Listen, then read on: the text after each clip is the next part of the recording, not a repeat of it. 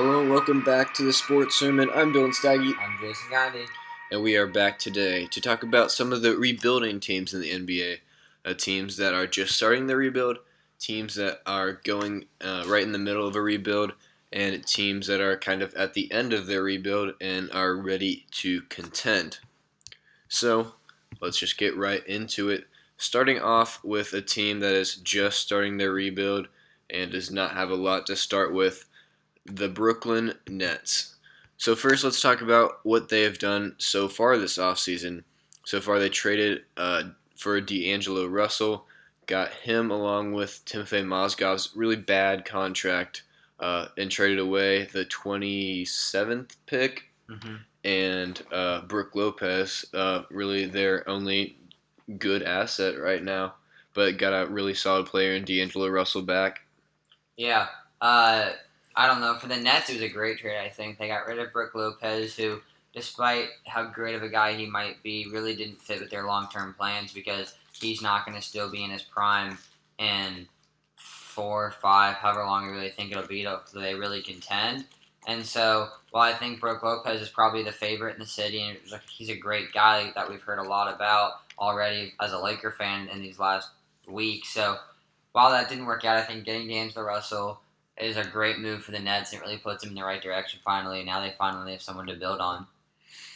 All right, so they also grabbed Jarrett Allen at 22. Jarrett Allen, I think he's a decent guy, a project a little bit, but I mean the Nets have plenty of time to develop him. Mm-hmm. I mean there's nothing else that they can really do.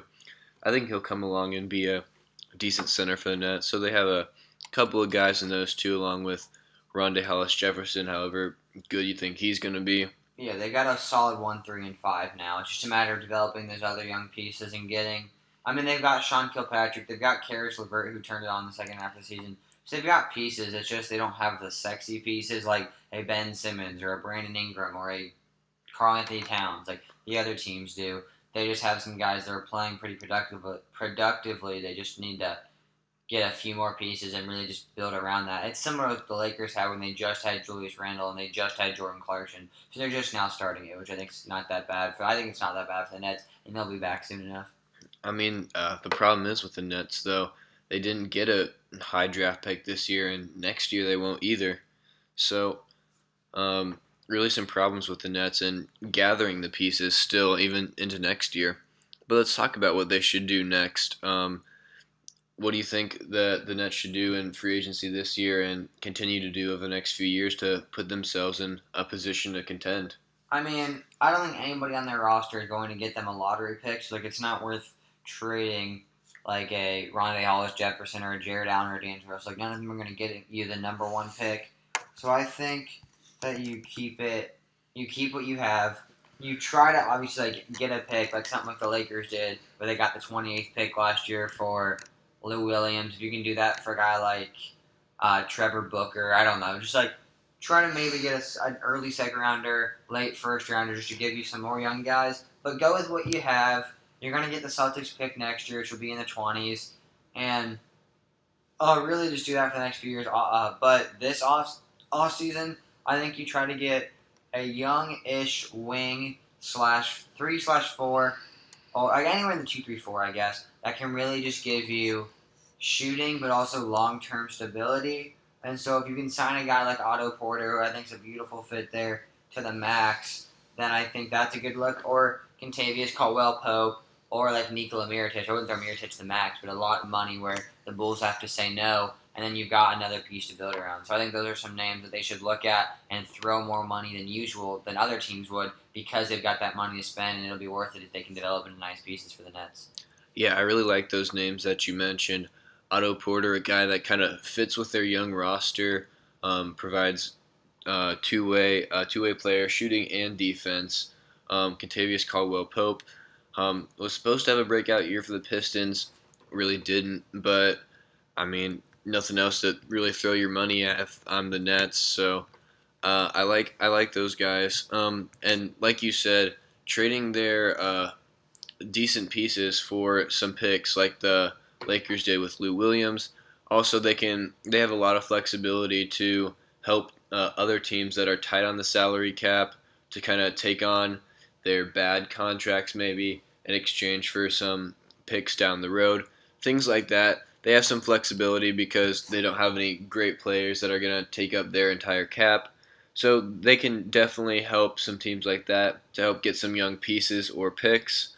That's something I was going to say. Is even if they don't think Otto, KCP, or someone like that's worth the max, you could still sign decent vets, decent young guys, and then do what they do with the Lakers and take on a big contract because you've got that cap space still. Take on a big contract and take somebody that's kind of being shopped around. I don't know any names off the top of my head, but if you see something like Aaron Gordon is getting pushed out of Orlando or some name like that, or Kristaps Porzingis, obviously, if he's on the trade block, you have to throw everything. I don't think the Nets have enough to trade for him. I just mean like in general. If there's a young guy out there that next year, middle of the season, trade deadline, that you hear is not getting along, similar to what D'Angelo had in Los Angeles, I think you take on that contract and you leave some cap space for that opportunity because I think someone like Aaron Gordon or a Zach LaVine, now that he's traded, but before that, or just a guy that has been a solid young role player, would be worth it more than throwing the max at Otto Porter Jr. if you can get solid pieces like that. So I think that was just two ways to look at it. All right, so how long do you think it will take the Brooklyn Nets to build a roster where they can get back into the playoffs and start contending again? I mean, that's two different things right now, especially the way the NBA is. Making the playoffs, 3-4 years. Contending, I have no idea just because you don't know what super team's going to happen, all that. I think they'll make the playoffs in 3-4 years. I think D'Angelo Russell is going to develop into a great point guard. I think Jared Allen will be a good, solid center. I think they'll get some pieces. So I think they'll be fine in 3-4 years, maybe 5. I don't know. It's not going to be anywhere as quick as people would hope. But at the same time, I don't think that they're completely screwed now with a good point guard, good center, and good small forward already. I mean, for me, it has to be 5 years until they can start contending. I mean, they do not have a first-round pick from this past year or even the year before that. That's a high pick that's supposed to develop and become a superstar. I mean, they have D'Angelo Russell, but he was a number 2 pick in 2015. They don't have their pick next year. So just not a lot to build around unless they can convince a guy like Otto Porter and Kentavious Caldwell-Pope to come in free agency, and suddenly him and D'Angelo Russell have this magical chemistry that comes together, and in 3 or 4 years they can contend. But for me, I don't think it's till 5 years till they can really start getting into the playoffs and win a series. I don't know. I think that's just based on development, which is so hard to project. I mean, there's guys that you think are going to be stars right away that take some time. And there's guys that you think are going to be a long project and they become stars. So it's hard to project the development of guys, and that's why it's so hard to guess, especially the team that doesn't really have a proven guy that you know is going to be good, like the Knicks, the Timberwolves, whoever else. They've at least got one guy they know is a good player. The Nets don't have that. So, I mean, it could be next year if D'Angelo Russell averages 30-something like he did, like Russell Westbrook. But at the same time, if he regresses and Jared Allen doesn't get on the court much, they could have single-digit wins. So the Nets are just have a lot of question marks. So it's really hard to guess how long it'll be because it's just a matter of how good the young guys will play together.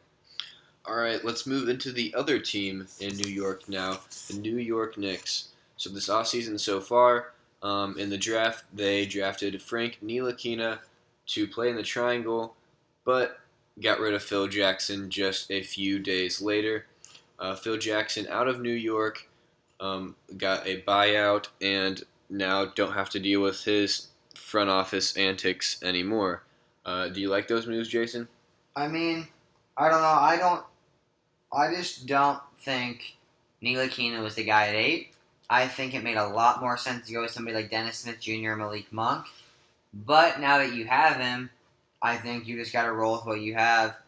Really, the Phil Jackson move isn't that big to me. I don't think it's going to be like oh wow, now you guys are going to be really good, or it left this big weight off your shoulders. You still got Joakim Noah getting paid 4 years, $72 million, or 3 years, whatever that equals up to. That was the 4-year, $72 million contract. You still got Kristaps who's not happy. You've still got Melo who was talked about getting traded. So you still got all these things you got to solve. It's just a matter of now the old guy that made it all happen is going to be gone. So I don't know. I think what they've done so far is fine, but they've got to get Kristaps happy. They need to have Ntilikina develop, and they just need to get Somebody else for Melo. I think you've got to trade him because there's no point of keeping him there. I get that he wants to be there, but like at the same time for the Knicks, you've just got to get rid of him because you need to get another young guy, and Melo's 30 something, and you can't afford to just watch him finish his career when you're trying to get younger. Yeah, and also the Knicks have got to hurry up and convince Kristaps that the Knicks are the place for his future too. I mean, in 2 short years, Kristaps is going to be a free agent, a restricted free agent, but still a free agent, and might not be happy if the Knicks smash an offer for him. Mm-hmm. So they got to find a way to make him happy soon. Frank Ntilikina's got to come along. I think they should have got rid of Phil earlier though, because he's the one that's forcing the triangle upon them. You got to think next season they're not going to run the triangle anymore, and Frank Ntilikina is the guy to play in the triangle. And like you said, Dennis Smith Jr. and Malik Monk have a lot more talent than Frank Ntilikina. A lot more Immediate talent, at least. Yeah. yeah, I mean, Frank Ntilikina great on defense. We'll have to see how his offense will turn out. But let's talk about what the Knicks should do next to try to convince Kristaps and be a contender in the next few years. Keep that rebuilding process going. Jason, what do you think they should do? I think the first thing is you've got to trade.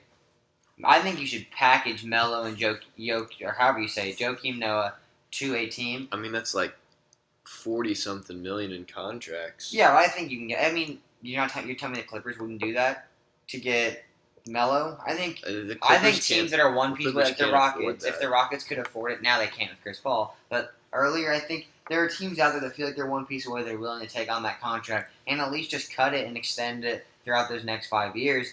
But either way, you got to get rid of Melo at least. Hopefully, get rid of Noah too, and really just start to get younger because Ntilikina and Porzingis are not going to be good enough to get you in the playoffs.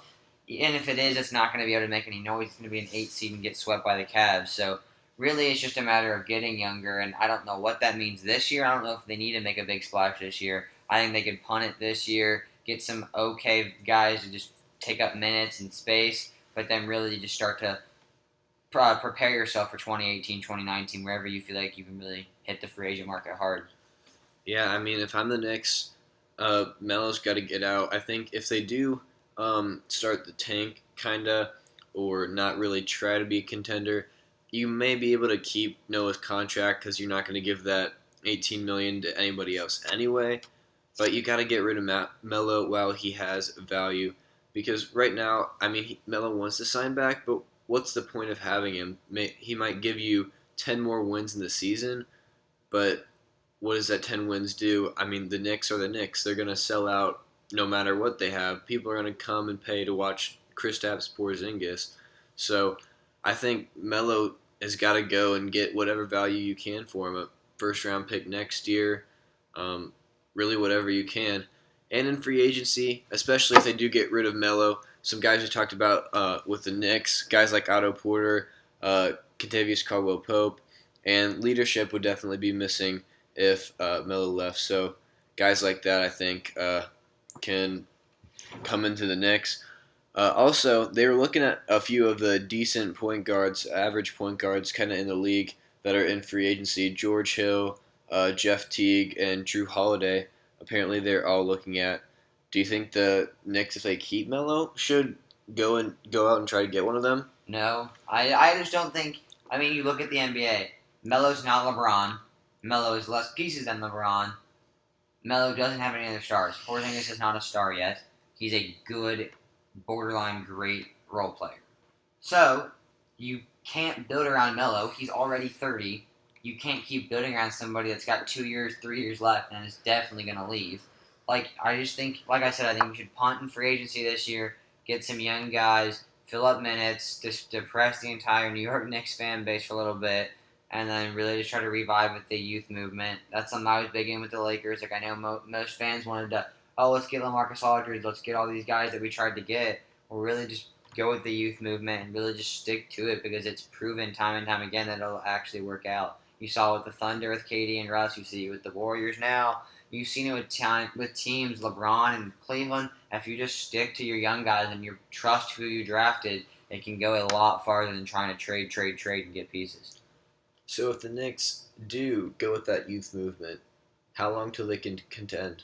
I think 3 years minimum just because Ntilikina as a project. Porzingis is going to keep getting better, but you hope to re-sign him and you hope to put pieces around him, and hopefully he makes connections where people want to come play with him. Yeah, I think I agree. 3 years, maybe 4, depending on what young pieces they can get, how fast they develop. I think 3 or 4 is a reasonable number for the Knicks. But let's move on to another team that's kind of a mess right now and at the beginning of their rebuilding project, the Orlando Magic. So, in the draft, they grabbed Jonathan Isaac with a number 6 pick, and at number 33, grabbed Wesley Owundu. Jason, do you like those moves? I mean, what do you think about them fitting in the future of the Orlando Magic? I think Isaac's definitely a part of the future, but at the same time, if you look at the Magic roster, they've got they've got Aaron Gordon, they've got Terrence Ross, they've got Nikola Vucevic, they've got a lot of solid, like bigger guys. Like they got Jeff Green, I think, still there. I think they have Biyombo. They've got let me think.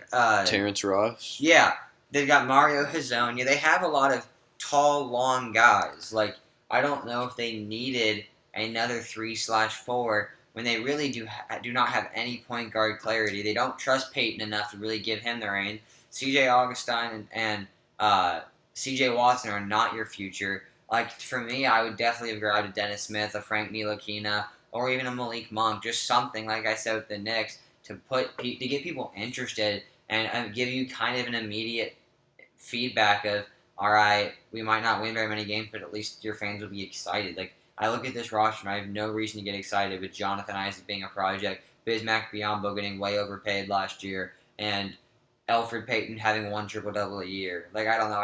If I'm a Magic fan, I'm not very excited about this team. Yeah, I am not either. Just looking at the roster up and down and just so many bad contracts. Bismack Biyombo's getting $17 million a year until 2019-2020. Evan Fournier is getting $17 million a year till 2020-2021, and he hasn't really shown that he's worth that yet. Nikola Vucevic actually on a really solid contract, making $12 million next year. Terrence Ross making $10 million. DJ Augustine making $7.25 until 2019-2020. Like Jason said, no reason to get excited over this roster, and not much they can really build around. I mean, they have Aaron Gordon, Evan Fournier maybe, but I mean, it's just hard. I mean, because do you hit the reset button? Like you've got a lot of young players right now, but you could also trade away Nikola Vucevic for $12 million. Some team would take him, give them a first-round pick for that. I mean, guys like Terrence Ross, maybe they could get a first-round pick back for. They just got him, though. I mean, do you think the Magic should hit the reset button already? This rebuilding project has obviously failed and not really looking too bright right now. I mean, they've hit the reset button the last 3 years. I think you hit it again, only you just keep Isaac. I don't know what you do with Biyombo. I don't know what you do with Fournier. I think Fournier is not bad. It's obviously not a good contract, but I think he's a good player to have on your roster. I don't know. They gave it to me. I'm starting Peyton, Fournier, Hezonja, Isaac. Hezonja was terrible last season. You've got to start him. You took his 6th pick on him. You've got to just trust in him. Hezonja, Isaac, Gordon, and Vucevic, and give them all 30 minutes a night. And then just get cheap backups. I know they don't have much cap space because they're paying guys so much money. But just get cheap backups and have them play 5, 10, 15 minutes. Really, I think you just got to focus on your 5. Similar to what Luke Walton did with the Lakers the last second half of the season, where it was D'Angelo, Jordan Clarkson, Ingram, Randall, and Zubac, and just let them play like all the game. Because really the only way they're going to develop quicker is to give them as much time as possible in the NBA. I mean, the problem is, though, you look ahead to 3 or 4 years, can that lineup really compete?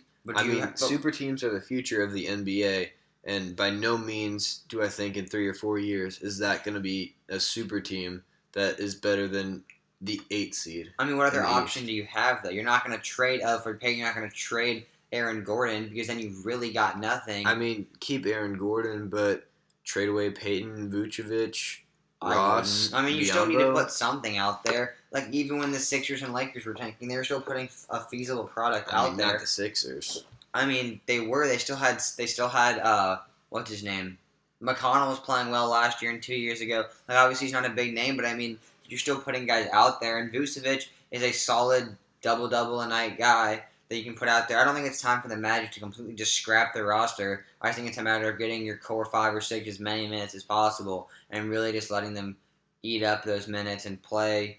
And I don't know. It's really like try to speed up that development as much as possible, and then just work through the draft for the next 4, 5, 6 years. I mean, for me, I think you gotta kind of cut this in half. I think you get rid of Vucevic, Ross, and Biombo, but keep Fournier, Hazonia, Gordon, and Peyton. I think could go either way depending on how they feel about him, but they really don't have a point guard to replace him.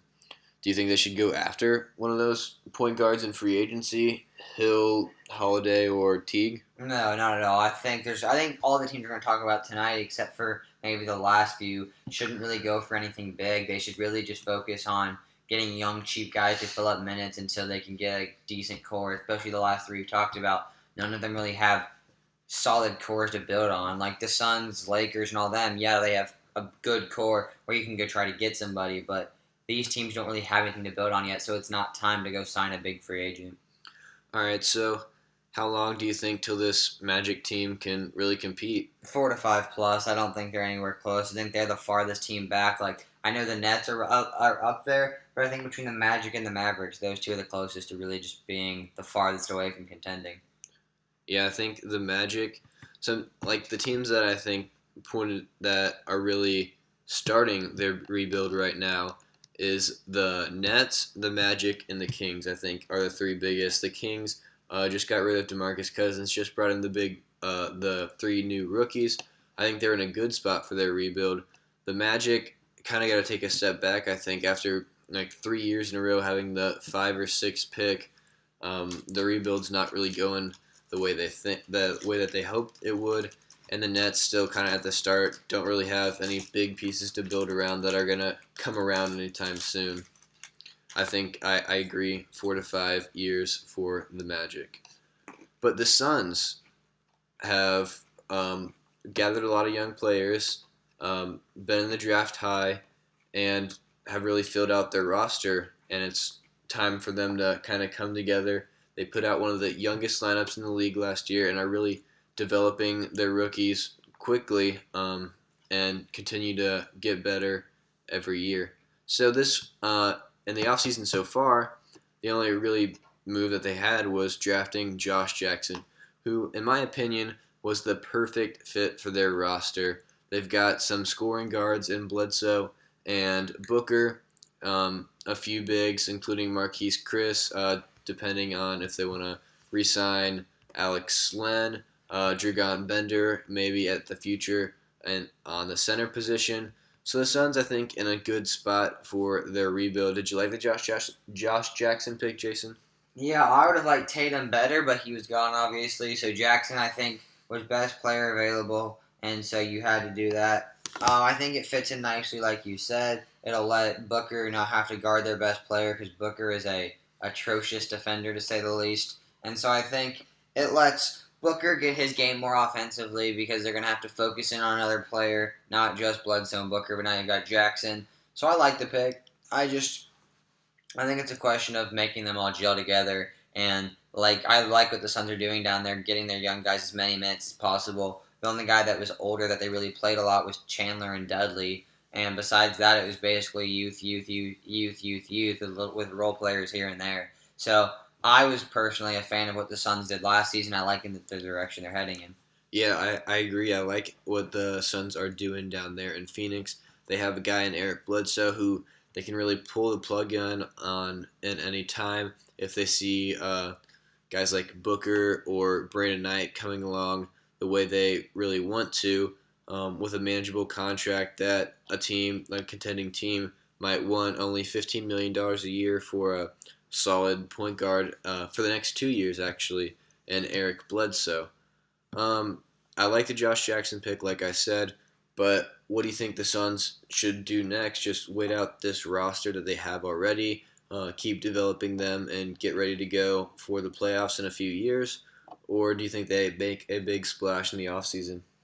I don't know. I think there's rumor tonight that Blake Griffin's interested. If they can get Blake Griffin, that's a beautiful fit because now you can let Chris develop under Griffin, and Griffin's kind of the perfect example of expanding your game and maybe only having one tool when you come in, but then really year by year expanding and making yourself a dynamic player in the league. And I think he can teach Chris and Bender a lot with that, as well as they could contend with a guy like Booker. I think that's just like the Nuggets last year, really contending for that 8 seed. Even if they don't make the playoffs, I think now you've got a face of the franchise in Booker. You've got a star player that people want to see in Blake Griffin.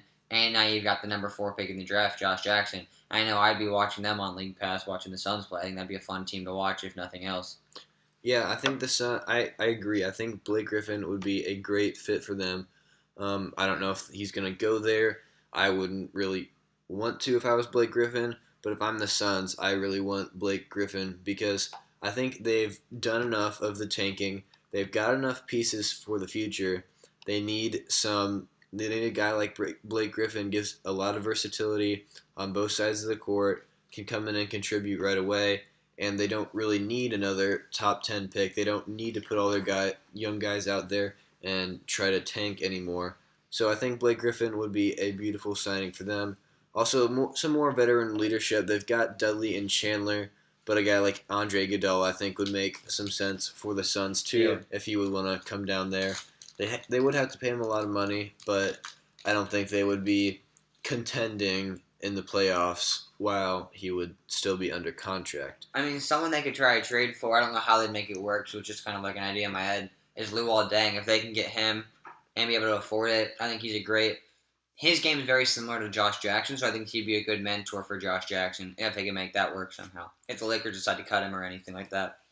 Yeah, I think on the veteran leadership side, if the Lakers want to take on like half of his contract, send him to the Suns, and they get the other half, I think that would make sense. I think a 3, 4, or 5 is what they need to go. I think they're fine 1 and 2. They've got Ulis and Bledsoe, Booker, who I like. I think they're fine at the guard spot. It's really just about getting veterans at that 3, 4, and 5 to mentor their very young and raw prospects. All right, so how long till you think this roster can start contending and make an appearance in the playoffs? With Blake Griffin, 2. Without Blake Griffin, 3+. It's just a matter of how quickly they develop. You saw Booker's quick development. You saw Ulis' very quick development. And I think Jackson will be ready in a year or 2. So if you get Griffin, I think you're ready in 2 years, maybe even this year, to be honest, if you can. But if not, I think you give Marquise Chris another year or 2, Dragon Bender a few years, and then you're ready to go. Yeah, I also think 3 years a good number to start aiming for the playoffs if you're the Suns with his current roster. 2, like you said, with Blake Griffin, I think they could get the 8 seed this year with Blake Griffin. I think with the combination of Bledsoe and Booker in the backcourt along with Blake Griffin. Don't really know who they'd put out of the 5. I guess Chandler, but he is getting up there in age. Josh Jackson, that could be a really solid team, and I think could make the playoffs. But 3+, I think, to start being able to contend and win a playoff series. I mean, the big thing with contending is it's really a question of how long are the Warriors going to be there, because there's no team, I think, that could handle the Warriors. So it's like whenever they're done, then everyone has a chance again. Yeah, I think the Suns have a good timeline, though, to be ready to contend right when the Warriors start to go down. I agree. I think the Lakers, Kings, Suns, and Sixers are right on track to be ready right when the Warriors go down. All right, so let's go back a little bit to a team that is starting their rebuild right now. The Kings, so far this offseason, made a splash in the draft, drafting De'Aaron Fox at number 5 and trading down from the number 10 spot, grabbing 15 and 20, which they got Justin Jackson and Harry Giles. Jason, were you a fan of that draft? I loved it. It's my favorite draft by any team. I think they filled all 4 positions beautifully. With De'Aaron Fox and Frank Mason at the point guard, Justin Jackson can be a solid 3-and-D, and Giles is a very boomer-bust prospect who I like a lot. So I think all 4 picks they made were beautiful and a good way for the Kings to finally have an identity. Yeah, along with Buddy Hield in that lineup too. Solid for the future. Obviously not going to be good at all next year, but I think a lineup that can grow together, gel together, and be solid for the future. moving on from DeMarcus Cousins this season, the Kings were actually in contention for the 8 seed before they traded away DeMarcus Cousins and made a solid move, although they could have got a lot more. Still did pretty solid out of it, getting Buddy Hield and the number 10 pick, which they again traded for Justin Jackson and Harry Giles. So, what else should the Kings do this offseason to try to improve their roster and get ready for this rebuild? I think you got to get somebody that can really mentor your big guys because, I mean, Cousins, I love his game, but I don't love his personality. He wasn't really a mentor for Willie Cauley-Stein, Skal Labissiere, Yorios Papagiannis. I think if you can get somebody like Paul Millsap in there, I think that's a great fit. I think, I don't know, I think a guy like Tyson Chandler, obviously he's not a free agent, but a center like that that's had a good, successful career but is winding down could be a good fit there. Really just, I think they need veterans, but cheap veterans because they've got so many players under contract that are all just average that I think I think they got to get rid of Costa Koufis. They have him for 3 more years. Try to get rid of him. Try to get rid of Anthony Tolliver and kind of start over with their veterans of big guys. But they got rid of Ben McLemore last night. They declined his team option. And so even a guy at the 2 like J.J. Redick could come in and really mentor Buddy Hield. I think it's a lot of just mentoring in Sacramento that needs to be done. Yeah, I agree. They need some veteran presence and have a lot of money to do it. Only $39 million under contract right now for the Kings next season. So they can bring on pretty much anything that they want to. They can throw the max at a guy like Andre Iguodala, although that seems absolutely terrible. I mean, if they give that for 2 or 3 years, I mean, they're not going to contend or spend that money in the next 2 or 3 years. Do you think they should really overpay for a veteran such as Andre Iguodala? No. I like Paul Millsap too. I think Millsap's worth it because he's going to be a mentor. I think Iguodala, yeah, he's a mentor, but it's not like he's going to average 20. Millsap could average 20 while mentoring. Iguodala could average 10 while mentoring. And so I don't think he's worth the max by any means. I think if you can get Iguodala for $10 million, I'd do it, but I wouldn't throw the max at Iguodala. I like just guys like Millsap. I think it's a perfect fit in Sacramento. Yeah, and also like the Nets, like I mentioned earlier, have a lot of flexibility with only $39 million under contract next season to help out teams that are struggling with their cap space and can kind of take on some bad contracts, get some future assets for that. Yeah, I don't know. I think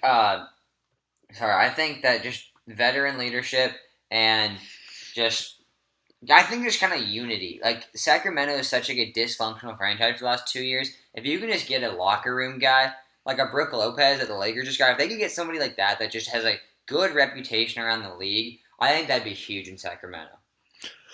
All right. So how long do you think with this roster that the Kings currently have, they're kind of like the Suns, have a lot of young pieces, but really just need them to gel together. How long do you think it takes for them to gel together, develop, and go back to the playoffs again? With Millsap, I think 2 is the shortest. Without Millsap, I think 4 is the shortest. Just because Giles is not going to be ready to play next year. You think Giles is a 2-3 year project minimum. I think Mason could be a solid role player. I think Jackson could be a 2-year development project to get into a 3-and-D. I think De'Aaron Fox will ball out next year personally. And you get Buddy Hield to develop. I think 4 years minimum, and I think that team's ready to go if you don't get Millsap. I think even with Millsap, I mean, the Kings are not going to be good at all next year, even with Millsap. I mean, Millsap's a decent guy, but it's not like he'd be the first or second best player on a championship team.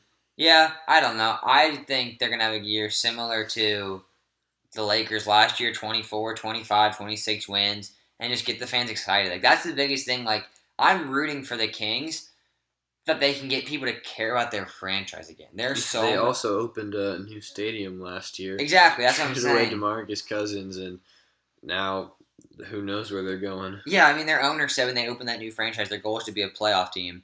Like, that's why I just think a lot of fans in Sacramento and just like people I know that are Kings fans are really just like sad, I guess, about like what has happened. And so I think this draft personally just gives them like a future and really something to like be happy and like look forward to. Similar to how I felt last year with D'Angelo, Jordan Clarkson, Julius Randle, Brandon Ingram. I think this gives them a future to look forward to, and I will be buying a De'Aaron Fox jersey. I love watching that guy play. He's so fun. All right, let's move on now to the Lakers. My team. Oh yeah, I hear about them a lot from Jason. So, what they did so far this offseason, grabbed Lonzo Ball, Kyle Kuzma, Thomas Bryant, and Josh Hart all in the NBA draft. They traded away D'Angelo Russell, Jason's favorite player. Still sad. I watched all of his highlight videos yesterday. I'm still just missing that guy. Along with Timofey Mozgov's awful contract, and brought in Brook Lopez and the 27th pick in the draft, which they used on Kyle Kuzma, and also got a sort of commitment from Paul George. I mean, he said he prefers to go there, but I mean, all the teams bidding for his services next year, who knows if another team can get him to stay. So, do you like the Lakers offseason so far, Jason? I know you don't like the D'Angelo move. If we take out the D'Angelo trade, I give it an A+. If we put in the D'Angelo trade, I give it an A. I think it was the right trade for the Lakers. If Magic, Pelinka, and Walton didn't like what they saw from D'Angelo, then it makes sense. It just tugs the heartstrings a little bit, getting rid of D'Angelo. But in the long term, I think it's good. I think that the best thing in this offseason that happened was getting Lonzo Ball. I think he's what LeBron brought to Cleveland. He's what just like all those hometown guys that just stay there and are really just like the thing around. I think that was the greatest decision they made was drafting Lonzo at 2. I love Josh Hart at 30. I think Thomas Bryant's a project that we can do with Zubats and see who. I think it's like, okay, who wants to develop quicker, Zubats or Bryant? All right, we'll take whoever goes quicker. And then with Kyle Kuzma, he gives you the stretch 4, and so that way Randall and Nance aren't having to shoot 25 footers that they can't ever make. So the offseason I'm excited about. Despite my boy leaving, I'm excited to watch Lakers play this year. Yeah, I have to say I like the Lakers moves, but the D'Angelo Russell trade, like, I have no attachment to it. But, I mean, I just don't think it makes a lot of sense for the Lakers. I mean, there's got to be another way to get rid of Mozgov's contract, a 1-year rental for Brook Lopez and Kyle Kuzma. I mean, he's a solid player, but, I mean, who knows if he'll ever be a solid contributor in the NBA. I mean, D'Angelo Russell was going right along with all those Lakers rookies, or the young guys, not rookies anymore, but they're all going to come along and be good at the same time together and really form a nice core. And now, missing a huge part of that with D'Angelo Russell, I'm not sure I'm a fan of the trade. I just think, listening to Magic, Pelinka, Walton, and really just Lakers beat writers around the league, it seems like no one was happy with D'Angelo Russell's work ethic. They looked at him as a I-know-it-all type point guard that really didn't want the criticism. And if that's the case, you can't have that in a team that's supposed to be sharing the ball and supposed to be running a fast offense. I love him. I think he'll ball out in Brooklyn. I hope he does. I hope he averages 40, like Larry Nance said. But for the Lakers, Brook Lopez gives them a very good locker room guy. He's already been in the gym, I think, 5 times. He's been here for 4 days, and they're saying he's been there 5 times already. He's out here, like, grinding. He's gone to the press conferences to see the other guys. He's introduced himself. I love Brook Lopez as a locker room guy. He's like what I hoped Mozgov would have been last year, only he's actually good at basketball. I still like Deng as a mentor for Ingram. I like what the Lakers are doing. The D'Angelo trade initially really shocked me, but the more I looked into it, I'm more okay with it. So what should the Lakers do next? I mean, can they contend with this roster in a few years? Like, are they done building? No.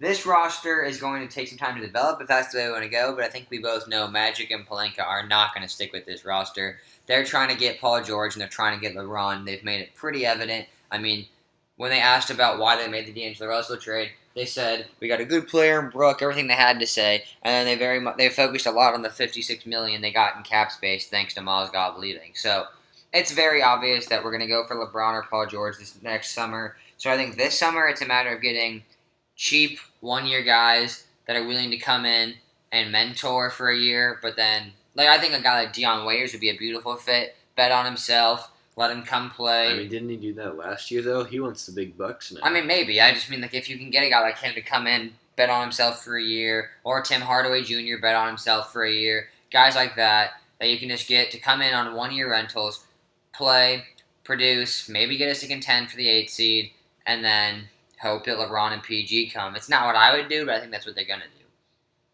The only thing, if they try to get LeBron and Paul George, though, I mean, that really just does not fit the timeline at all of their other players.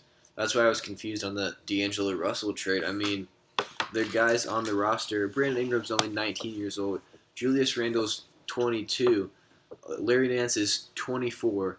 I mean, those guys are not going to be ready to contend next summer if LeBron comes. Paul George is going to want to contend sometime soon. And if He's LeBron getting and in Paul his George prime. come, they're contending. I don't care who's on your team. It could be the Magic's Yeah, roster. but why would they LeBron. team up on the Lakers, though? Because I mean, it's LA. It has nothing to do with who's on the team. I'm telling you it's because of LA. And it's because Paul George loves Kobe, and LeBron's wife wants to live in LA, and all the storylines, they know that those two together are going to contend. They know it. They don't need to have another player. Why did they LeBron don't need come? another player. What? They don't. The Golden State Warriors have 4 good players. LeBron and Paul George are not going to get it done. I think they're in the a next- 2 or 3 seed in the East. Or West, sorry. I mean, I'm just saying, I think they know they can recruit other guys. You're telling me if LeBron and Paul George are calling, you're not going to come to LA? And I think Ingram's a good 6th, 7th man to come off the bench. I think that Clarkson and him fit the role. Especially Lonzo. You're not going to come play with Lonzo Ball. I think he's going to ball out this year. And now you've got a star point guard, a star LeBron James, and star and Paul George. You're going to get players to come. And despite what that means for the youth movement, now we're contending for a championship. I think that's a little bit optimistic in my opinion, but LeBron and Paul George are going to get people to come, and they're going to contend despite who they have on their roster. LeBron and Paul George will. I mean, if the those problem is the Lakers are preparing for that right now, but the likelihood that they actually get LeBron James, like, it's just going to be Paul George and the other young guys. I think that team's still in the playoffs. It's in the playoffs. It's a better team than the Pacers had, and they made the playoffs. But are they going to be competing for a championship when the Warriors are done? Yeah, I think you give Ingram 3 more years with Paul George, and you give Lonzo Ball 3 years of Paul George and Brandon Ingram, and then the Warriors go down, and now you've got your own big 3. And I'm telling you, people are going to want to come to LA. It's already LA, and you have Paul George now, and Magic Johnson. People are going to want to come. It's just a matter of getting that one star, and then you can get the rest of the chips to fall. I mean, when's the last time a marquee free agent wanted to come to LA besides Paul George? Shaq. Or 1 and 2 are That's actually came. forever 1 and ago. 2 are actually came. I mean, actually came. Yeah, Shaq. But that's the thing is, That's our front office long has been time such ago. a mess. But I'm telling you, I'm just saying, like it's been very evident since Magic came back. People are wanting to come back to the Lakers.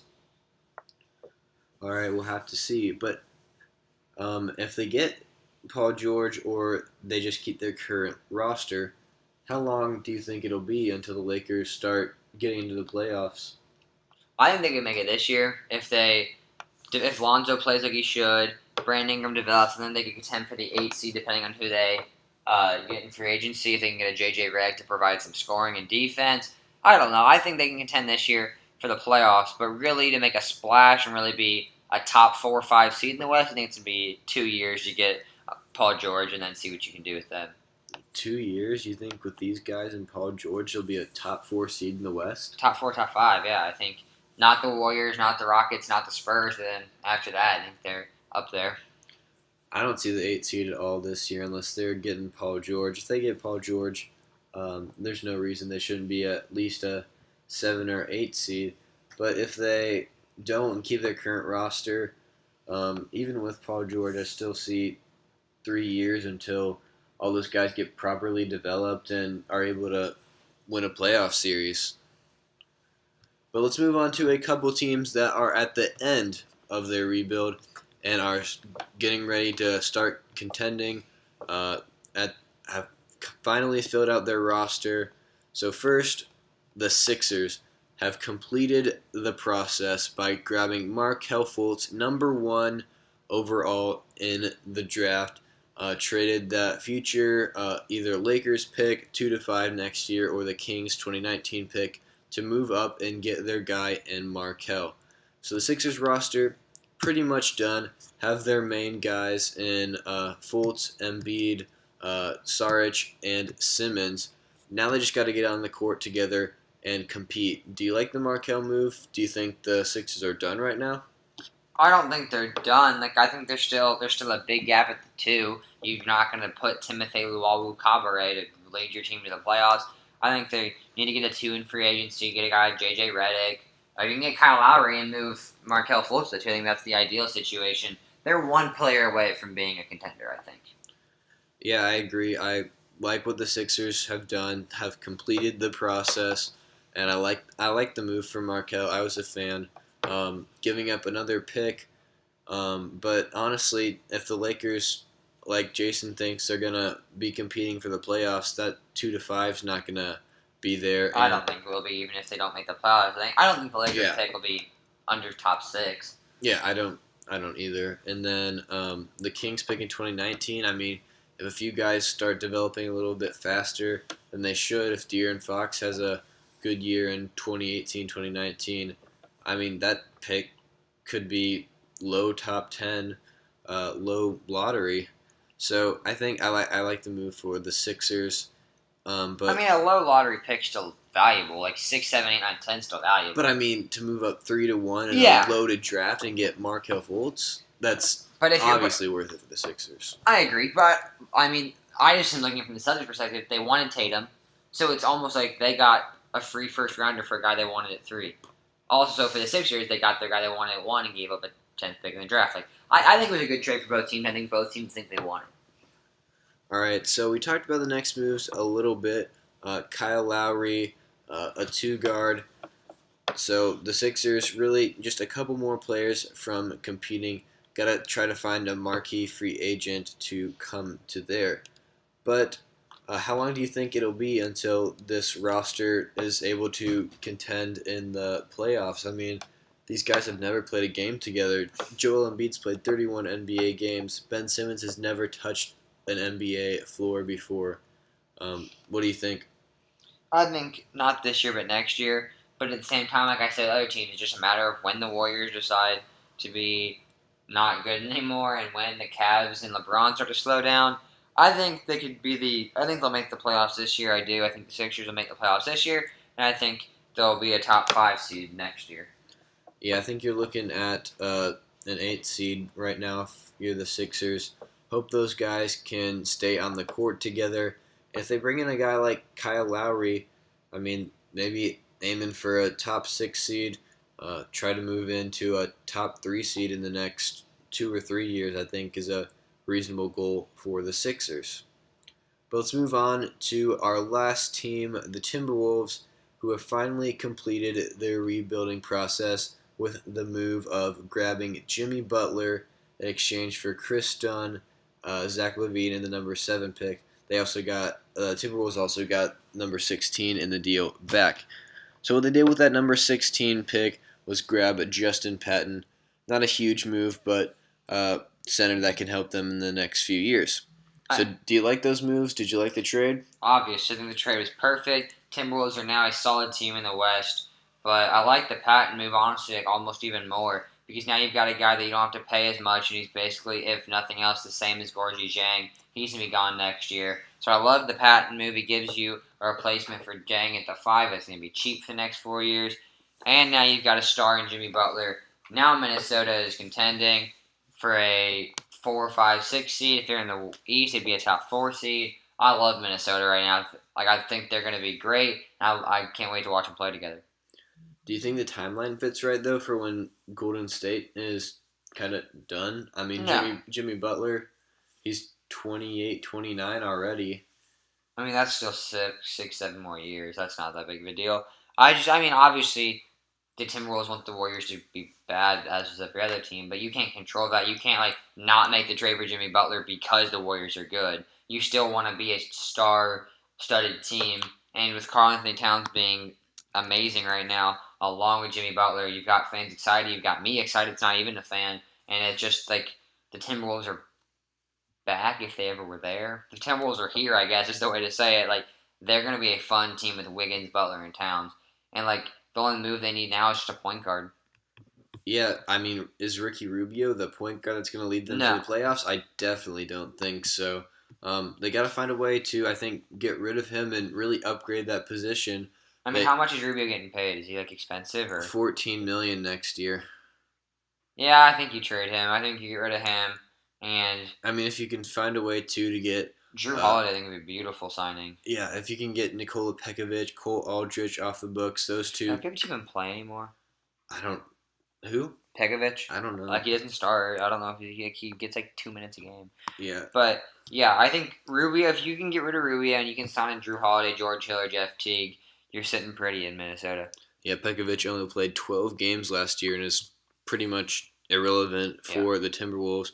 Need to get him off the roster. I think you cut him. No one's gonna want him. I think you cut Pekovic and just stretch out his contract for 5 years. But yeah, the point guard help, like you mentioned. I mean, they should definitely be looking at those free agents in George Hill, Jeff Teague, and Drew Holiday. Hope that with that star-studded roster everywhere else, they can develop and become an even better point guard than they've been in their careers already, and try to aim for a top 4 seed if you're Minnesota. But how long till they can? Are they going to be ready when the Warriors are done? I mean, I think they're ready next year. So I don't know. To compete for a championship, though. Oh, I mean, like I think they're in the playoffs for sure next year. I think in 2 years they're competing for a championship. You don't think Karl Anthony Towns, Andrew Wiggins, and Jimmy Butler? I honestly would take that big three over any other big three besides the Cavs and Warriors for the next 5 years. Like if you look at the next 5 years projected wise, I'd take that big three over Chris Paul, James Harden, whoever they have as their third person because Paul's going to be old in 5 years. Harden, I'm not sure he's going to be a long-term superstar. Like I would take the Timberwolves big three as a third best big three for the next 5 years projected. Yeah, I mean the problem is Andrew Wiggins and Karl Anthony Towns are going to need to get paid in the next few years, and can they really afford all that? But it's 1 year staggered, isn't it? Yeah, but Jimmy Butler's also in there. What year is Butler? Is he the same as Wiggins or Towns? Towns, I believe. And that big three is going to be real expensive. All those guys are going to get Did the Butler max. get the max already, or is he cheap? No, he's like 18 That's million. what I thought. I thought he was cheap. I don't know. I think you either try to sell. I think Towns has to get paid. He's on his rookie deal. So I think you've got to convince so is Butler Wiggins, to though. take. What? So is Wiggins, though. No, I think you're going to pay Wiggins a max. I think you're going to pay Towns a max. I'm talking about Butler. It's a matter of can you get him to sign for less? Can you? I don't know. I think the Butler's the confusing one. I think Towns and Wiggins are easily getting the max. All right, so I think that's going to wrap it up for our Rebuilding NBA episode. Covered all the teams that have started their rebuild this offseason, are going through a rebuild right now, and the Sixers and the Timberwolves finally finishing it, filling out their rosters, and getting ready to compete. So, Jason, what's coming up on the Sports Sermon soon? So starting Friday at midnight or Saturday morning, whichever way you want to take it, free agency begins, and Saturday night, Sunday night, Monday night, whatever day there are big stuff, Dylan and I at least will be putting something out every single day, so you'll want to stay tuned for that, as well as Summer League starting. The rookies are going to start getting out on the floor with their new teams, and we're going to have some recaps of the Orlando Summer League, the Utah Summer League, and the Las Vegas Summer League, so you'll definitely not want to miss it. Yeah, plenty of NBA content coming out for you guys. We're still going on a few NFL season previews. We'll do some more of that once NFL season begins to start up. So, if you enjoyed this video, make sure you hit the like button. And if you want to see the rest of our NBA content, free agency content coming out soon, hit that subscribe button.